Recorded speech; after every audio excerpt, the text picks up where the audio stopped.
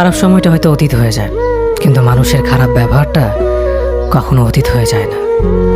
শুধু নিজে থেকে কথা বলা বন্ধ করে দেখো, দেখবে অনেক আপনজন বড় হয়ে যাবে। আসলে কেউ আপন হয় না।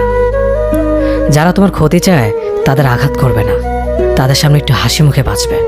দেখবে তুমি আঘাত করলে যা কষ্ট পেত, ওরা তার থেকেও বেশি কষ্ট পাবে। যত মিশবে ততই মানুষ চিনবে, অভিনয় যে কত প্রকার হয় তা বুঝতে পারবে।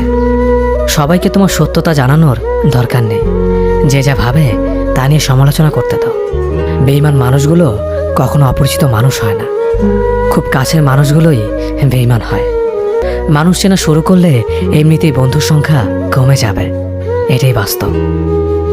3টি কথা মনে রাখবেন: যে তোমাকে সাহায্য করে তাকে কখনো ভুলে যেও না, যে তোমাকে ভালোবাসে তাকে কখনো ঘৃণা করো না, যে তোমাকে বিশ্বাস করে তাকে কখনো ঠকিও না।